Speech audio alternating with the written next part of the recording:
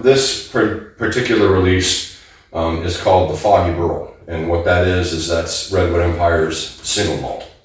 What single malt, you might ask? It's basically whiskey made with 100% malted barley. What is malted barley? It's barley. Don't mess with Texas. Cause you know everybody around this bitch got guns, nigga. Hey, see, I'm from Texas.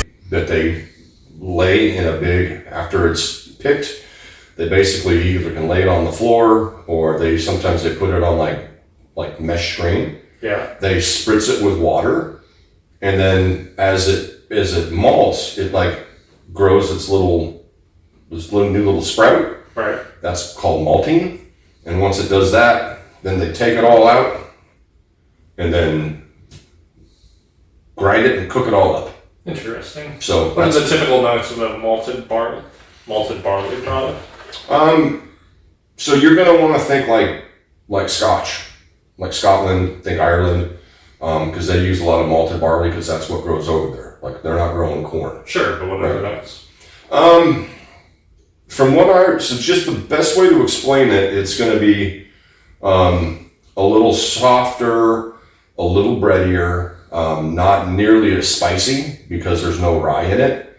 If memory serves, the Irish also use malted and unmalted barley, leaning on unmalted to avoid the taxman. That's right. So here in the U.S., they don't have to worry about that. So malting your barley is kind of the traditional way that it was done in Scotland and Ireland for forever. So this is, obviously we can't call this Scotch because it didn't come from Scotland. So if you ever see, something where it says single malt, just understand that there's no corn, there's no rye in it, there's no wheat. It's just 100% malted barley. It's in the style of Scotch. Yep, it's just American single malt. And there's a lot of good ones out there now. These guys in particular, I really like what they're doing. So this is 100% single malt from Redwood Empire. Yep. So they didn't source any single malt. In fact, this is batch number 1. Batch 1. Yep. And they started distilling this juice in 2015. Yep. Very cool. Yeah. So it's fun. So this is 100% their stuff. Nobody made it, and they didn't buy it. So if you smell it, it smells very much like your Speyside. Yeah, like a Speyside Scotch. Very soft. Yep, a little bready. Do you get that choppy note? I think I identified choppy. It's the same idea. Yeah. In Scotch, which is why some people are initially off put by. Because if memory serves, you didn't like single malt for a long, long time. No, I was not a Scotch guy. Why was that? I hadn't gotten accustomed to 100% malted barley. That was all that it was. And so I wrote off a whole region, and even in Ireland too, there were different Irish whiskeys that I wouldn't drink because I didn't care for them, not knowing why I didn't care for it right in the beginning. Yeah, but it's still very stone fruit. Very stone fruity. I was just going to say that. Stone fruits like peaches, apricots, smeared. Which is good, but it's so significantly different from bourbon or rye whiskey that it's bound to be jarring. Usually, at least in my experience, it's whatever someone starts with.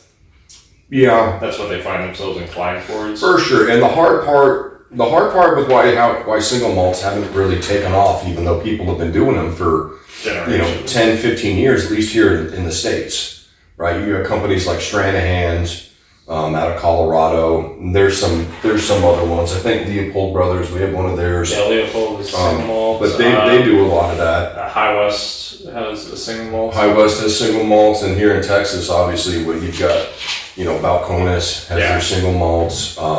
So there's a lot of people that have been doing them. But the reason why it hasn't taken off in the States is I honestly believe it's because people love bourbon so much, and it's perfect. It's sweet.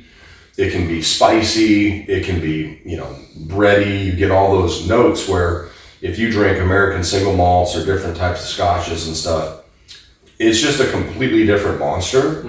And some people, it's one of those things. Like a lot of people love Scotch and they love single malts. Like me, I jive with Scotch. Sure. Where with me, I appreciate them, but they're not my favorite. Right. So if I'm going to drink something that's going to be, probably bourbon, for the most part, but I then, go to rye or wheated bourbons or... And even then, you don't drink a lot of wheaters, and you don't drink a lot of rye whiskey. It's almost exclusively bourbon. Most of it's bourbon. Then when I want to throw a curveball in there, we'll throw a single malt, or we'll throw some Irish in there or something, just to kind of break it up. But yeah, a lot of people have started to get into the single malt world, just because things are easier to find, right? And there's not the hype around it that a lot of bourbon has gotten. So I'll say overall, single malt whiskey it's more difficult to drink because it's an acquired taste. It doesn't have the sweetness of bourbon, which is in many respects why bourbon has been so popular. Right. And I'd also attribute that's why rum is getting so popular. Sure. Well, it's sweet. It's sweet. Right. It's sweet. Yeah. And Americans have a sweet tooth, Sure, absolutely. Absolutely. Where, if you grew up in Scotland or Ireland and you grew up on this, trying American bourbon, you're like, whoa, there's way too much sugar or whatever, right? Even though there's no sugar in there, but it's just too sweet. Yeah, it's just what you get used to. And what's interesting when you do get into single malts, like we did the Indian single malt. And because of how that's finished, it changes drastically what the end product is, right? Where they're not finishing these in like your traditional like port barrels or different wine barrels. This is just a toasted and charred cask. Yeah, that they just put it in, and it's just a straight single malt. And it's really good. I mean, I had to buy it because it's Redwood Empire. I have to show respect. Yeah. But yeah, it's a very unique single malts in general, whether that be Scotch or Irish or whatever. It's just a different type of experience, but for a lot of people, it's kind of a fun experience because now you're broadening your horizon, right? You're not just drinking X amount of bourbons, right? You're like, and just like getting into rye whiskey or getting into wheated whiskeys and things of that nature. It's fun to broaden your horizon. I wouldn't be surprised if, as Redwood Empire has more of their juice, if they introduce a single malt into their regular offering. Because this is a limited release. Mm-hmm. This is hard to come by. Yeah. Boy, apricots. Peaches. Wow, peaches, yeah. Yeah, but it's a unique flavor profile. It's a unique, just the whole experience is different. And this might not be for everybody, but like I said, I've got all the Redwood Empires up there, so I mean, of course I'm going to have this, right? Now, is my phone... I muted it this time, though. Yes, you did. But you only put it on vibrate. Well, it's always on vibrate because I'm a dumb shit. I don't always hear it ringing. But yeah, getting back to this, super stoked for Redwood Empire. We've got a bunch of other ones that we can get into as well, but it's fun because this is their 100% their own distillate they made start to finish, which as we talked about with the pipe dream? Yeah, the pipe dream, the 101 release. Yeah, where they're taking, Indiana, Kentucky, and then mixing it with their distillate. This stuff, these special release bottles are 100% all their stuff, and it's really cool to see what they're doing, and that's why we're going to keep buying them.